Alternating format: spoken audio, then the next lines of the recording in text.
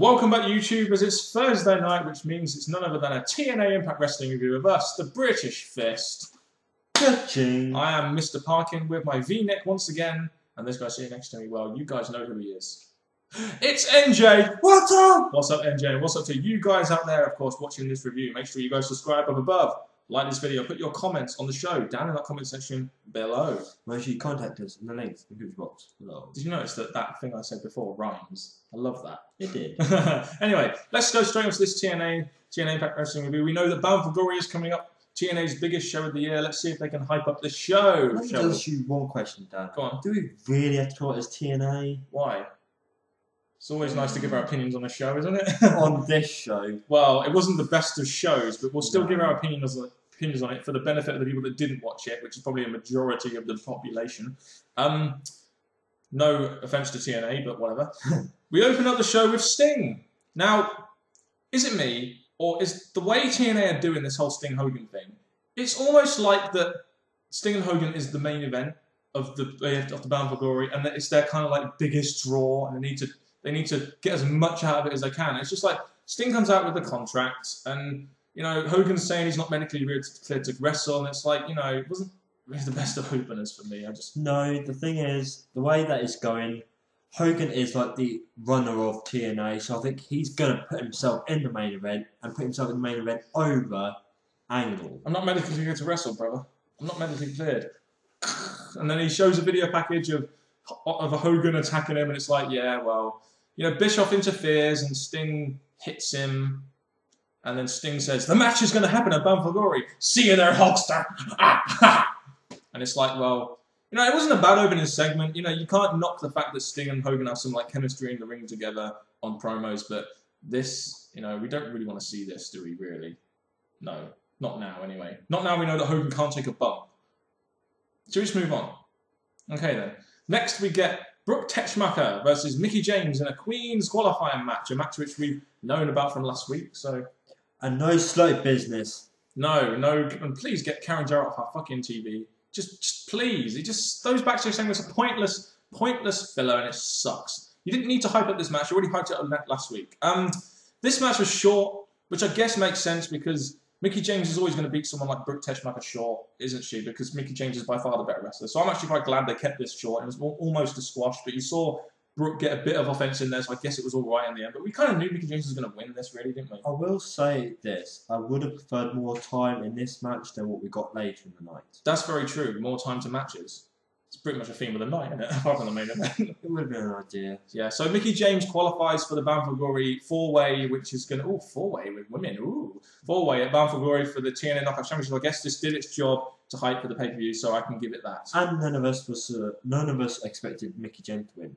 But no one expected Christopher Daniels to be AJ Styles, but it still happened. Oh, yeah. I forgot about that. Oh, no. Yeah, let's not go on to that one yet. No. So, decent segment, I guess, for the pay-per-view hype, considering that we're going to be getting these every week now. So, yeah, it was good. Despite the fact it was short, but I think it needed to be short. Next, we get our X Division Championship match between the man who won the number one contendership at No Surrender and the man who won the title at No Surrender, Austin Aries versus Jesse Sorensen. What did you think of this match? Well, I'll say this. We have the X Division champion, Austin Aries, and the no introduction. Oh, for God's sake.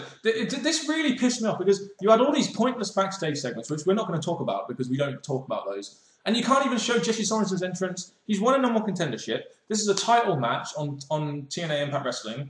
And you can't put a fucking entrance in there. It's like, why do you have all these backstage segments when you can't really make a proper segment with regards to the X Division Championship match? No entrance. Because if you want us to believe that this Sorensen guy was going to have a chance of winning, Exactly. He should have had an entrance just so he's got a feeling that he actually matters in this match. It's not just that. It's just that the entrance helps us buy into his character. And we didn't get it. And, you know... And the thing about this match is that, yes, it's for the X Division Championship, so you're expecting a good match to the championship match. But then, Kid Cash, really? I mean, the in-ring action was okay. I didn't mind the in-ring action. Just after 2 minutes, you have Kid Cash coming out. And yes, I understand you're trying to further a storyline between Kid Cash and Jesse Sorensen, but could you just not let these guys have their match? Because I think these two could have put on a good match. You know, it seems like they're building... It seems like now they've given Jesse Sorensen a shot. It seems like they didn't really have too much confidence in him, so they gave him a shot for TV. And now they've got to build another feud going into Bound for Glory with Austin Aries. So, Seems that way. Again, I was expecting more from this match, the championship match on free TV, but again, it just didn't live up to anything special. No. And all we can say that Austin Aries made it entertaining, and he put on a good fight in this match, but Kid Cash ruined it. Austin Aries did things with American football that I never thought could be possible. Anyway, move on to the next segment. In the next, well, basically, we have some backstage promo segments which we really need to talk about here. We basically had Mexican America getting a tattoo, and we had a random TV appearance by Ink Inc. Now, we haven't seen Ink Inc on TV for a couple of months now, and it seems to me like the reason they're doing this is because they're trying to build a pay-per-view match between the two for the tag team titles. And if they're going to do that, could it not have been done in the ring to give more, your tag team championships? Come on. It could be done in the ring and done a lot shorter, because the whole of this, Dan, pray with me. Get down your knees, pray with me. Oh man. Yeah, and I was just thinking that bit dragged on. They had a big wrestling. The thing I found funny, I know I'm not really like this segment, but there was a woman who worked there. That was so funny. But the segment just dragged on way too long. It's like, could you not done this in the ring, use that time in the ring? It would have been a bit more prominent that way, but whatever. Backstage segments for the win, I guess. Yeah. We also got some segments going on with Jeff Hardy again. I guess they're at least they're acknowledging his problems and what he's done, and they're hyping him up as this sort of babyface who's got to work from the bottom after his or to the top, or from top to bottom, as Snow said. And the thing is, he spoke through Al Snow, he spoke through Matt Morgan, but when he got to Angle's basically just telling him, "You shouldn't be here. Get out of here while he still can. Get out of here! I don't want you here." Jeff said the biggest thing I think he could have done in his comeback, which he said that just become your biggest threat. And I thought, is that a hint there that possibly after they got this whole Bobby Roode thing, if Bobby Roode doesn't win, that they're going to have Angle versus Jeff Hardy? It wouldn't surprise me if they pushed Jeff Hardy to the World Heavyweight Championship again, because they've done it so many times earlier on in the year when he had his drugs case. So who knows? We then get a segment, yes, a promo segment with Mr. Kurt Angle himself. He invites Bobby Roode out, and he mentions the fact that Bobby Roode is going to face Daniels later, and he's teasing all this, Daniels is turning on his friends and stuff, so it's going to be a difficult match, and he knows someone that's going to stand in Roode's way, and that is James Storm. And James Storm comes out, turns on Angle, and then all of a sudden it's like, we're getting Storm versus Angle in the main event, which is a match I really wanted to see, don't get me wrong, but I thought this segment was supposed to be about Bobby Roode. I really did, and I thought the concentration going off on him to James Storm was a bit bad for me. I didn't like it. Between now and their championship match, Bobby Roode should be getting mic time. Yeah. He should have the folks all around him to make him build up to this threat or this big guy who looked like he could actually go against Angle and defeat him. But with this being changed to his tag team partner, I don't like it. Although his tag team partner did well on the mic, I still think James Storm is very accomplished on the mic. It's just that I really wish the emphasis would have been on Bobby Roode and Angle rather than James Storm and Angle. But I guess it's kind of a bit of filler, so they don't touch each other before the pay-per-view, I guess. So I guess I didn't mind it that way. And it gave us our main event of the evening, which is Kurt Angle versus James Storm. So, some good points about the segment, some bad points about the segment, I guess. Next, we have the match, which was recorded last week, but shown this week, between Bully Ray and Jerry Lynn and Mr. Anderson and RVD? Or was it just Mr. Anderson? Yeah, because we did get to see this video package, this thing backstage, Robert Dam and all these chairs, and that's us Robert Dam out the match. And also, I like the way they showed a vignette last week of Bully Ray and Jerry Lynn together as a tag team, and also this week they showed Mr. Anderson and Robert Dam as a tag team. I did like them vignettes. I think those are the backstage segments which can add to your show. It's just a shame that a lot of these backstage segments that we had don't add to the show. And also, it was a 2-on-1 match in the end, so there we go. And also, they announced that it was going to be Bully Ray versus Anderson at Bound for Glory. Bit out of the blue, wasn't it? It was, but at the same time, this match, I'm enjoying this whole, because Bully Ray I'm a fan of, and Anderson, I'm hoping this is the chance for Bully Ray to actually help Anderson push him back up to where he should be. Mr. Anderson! Anderson! Yes, we got to love Mr. Anderson. But this tag match got a lot of time, considering I didn't think it would get that much time. It got 6 minutes.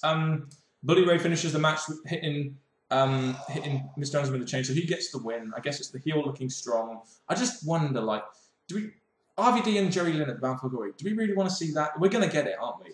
By the looks of this. Out of the two matches we get Bound for Glory, Jerry Lynn, Robert Dam, they can have their match. I don't really care. Yeah. The Bully Ray and Mr. Anderson match, that has, I think, more importance in it. Yeah. And to be honest, at this point, we kind of had the idea that this show really just wasn't flowing. You know, you had a lot of misplaced adverts, backstage segment, and the show just really was not flowing for us. Maybe that's just us, but you know, it just didn't seem to flow. And we got this next segment between, it was supposed to be a match between Christopher Daniels and Bobby Roode as advertised, but instead, Christopher Daniels comes out and says that he will not be wrestling Bobby Roode because he's his own man, and that he beat who? Oh, who did he keep on bringing up last week again and again and again? AJ Styles. Basically, he mentions AJ Styles again. AJ Styles comes out. This segment is supposed to be about Christopher Daniels and Bobby Roode, but whatever. AJ Styles comes out and then they brawl in the ring for like 5 minutes. Yeah, but the thing is, Dan, he did beat AJ Styles. Well, yeah, I'll give him that, but he's a prick. No, I'm only joking. No, but he did beat AJ Styles. It just goes on way too long, doesn't it, this whole beatdown segment. And then you have Kaz coming in and breaking it up. And the thing that AJ said, which I think is exactly right, there is going to be one more match between these two. There will be. And I just really wish that TNA would get over this whole thing between AJ and Daniels. Develop Daniels, just move Daniels on away from this fucking character, which is obsessed with AJ Styles. You know, I think, although I don't really want to see this match again, but I guess it's one of those matches which you can just put on the middle of the card and it would be a great match for 20 minutes or so. And it is a match you keep on using and using and using and using and go for ages because you know these two are going to put on a good fight. Yeah, and you know, they used this segment to hype it up and it got a lot of time, and I guess this is, you know, that was kind of nice in a way, but you just took a lot of time from what was essentially going to be Bobby Roode's match against Christopher Daniels and put all the emphasis on AJ Styles Daniels. But I guess if they're not going to have any other segments hyping up, they kind of had to do it here, even though it was needless and it shouldn't have been done. And they didn't just stop there. They had backstage segments with them as well. They and were I just thought, beating up guys backstage. They're building up this Christopher Daniels heel thing. I give them that. But those two segments of Christopher Daniels and then with AJ, they just dragged on a bit too long for what we need to be having time for the main event. Yeah, it did drag on a lot. And that was just really... I don't mind them building it, but there was parts of it you could really tucken out and, you know, really shorten just to give time to other parts of the show. We also get Hogan dropping a bombshell that he will change this business for good next week. And it's like, I wonder what this could lead to. But anyway, we'll see what happens next week, even though we've already read the spoilers. But all I can say is, ha ha ha ha ha. Should we go on to the main event? Let's go to the main event. The main event was a match. I was actually looking forward to this match. Kurt Angle versus James Storm. And I thought this was a good match up until the Russo booking. Yeah, this match again, we had the whole James Storm looking strong over Angle like he said he would do in this match. So I give him that. It did make James Storm look like a strong wrestler going against the TNA World Champion. It got a lot of time as well, didn't it? I'm very glad this got a lot of time because usually main events don't get that much time. And this match got 10 plus minutes, which I guess is good. You get Gunner interfering, and we have 2 ref bumps, and you know Vince Russo's booking the show when you've got 2 ref bumps. But at the end of the day, I liked the way it ended with Bobby Roode saving his tag team partner and then holding up the title with facing off Kurt Angle in the middle of the ring. I like the way it ended. I just don't like the way they got to the ending. Yeah, they did. Like the whole, we were saying like the whole Gunner's going to go face, but obviously they seem to be messing it up now. So goodbye, Gunner. That ain't happening, brother. And now they're concentrating on the great ending, which was Bobby Roode actually holding the championship, showing us what we could be seeing in a couple of weeks' time. Which is how you really do need to end the show. Your challenger looking strong. Also, I'm also glad this match didn't end clean, because this is a match I wouldn't mind seeing at a pay-per-view at some point. So for the match to not end clean, kind of similar to Crimson and Angle, was a good thing for me. It needed to happen. Okay, so thoughts on the show overall, MJ? I think I know what you're going to say here, and I'm going to say the exact same thing. Okay, not a very good show, too many adverts in the wrong places, and the thing I found horrible is that none of the matches actually gave me a big boost of good feelings. They always had something wrong with them. I don't see much of Samoa Joe. I don't see a Crimson package. I know you've got another week till he comes. But there are some things missing from this that could have actually gave us more of a good feeling to this. And all I'll say is that at least Eric Young went there. Yeah, at least Eric Young wasn't there for the win, bitch. And Rob Terry and Robbie E. But there we go, that's a plus. And Jeff Jarrett. We didn't see Jeff Jarrett, but there we go. I'll give you my thoughts now. I really didn't think the show flowed very well, like you said. It just didn't seem to... There wasn't a half an hour portion of the show which really seemed to flow on. And there was, like I said, a lot of adverts misplaced. Backstage... This show was full of backstage segments. It did a little bit of hype for the pay-per-view, but to be honest, when you're going into your main pay-per-view of the year, like WWE WrestleMania, you really need to get some steam rolling. And I don't really think this show really gave us the steam that we needed to go into Bound for Glory thinking it's going to be a great pay-per-view. Even though we're still 3 or 4 weeks away. The main event was good. A lot of the segments had flaws, I feel, but it was more entertaining than Raw, put it that way. But overall, I give it a D. I really wasn't too entertained by this, and it really lacked a lot of flow at a lot of places, so I'm giving this show a D. I really could not get into this show, despite the fact that I do try and defend TNA when I can. As much as I try and defend this, I'm going to give it a D. It could have got us a D-, but I'm going to give it a D just to be a bit fair to it. Oh, okay then. Yes, so you've heard our thoughts on TNA. It wasn't the best of shows, really. It just really continues a bad week in wrestling, in my opinion, after Raw and now TNA. So we just got to hope SmackDown is good, eh? Oh dear. And now I'm going to say this. You've heard these words from Mr. Parkin! And me, your second host of the show, NJ. What's up? Goodbye. And get your comments down below on the show.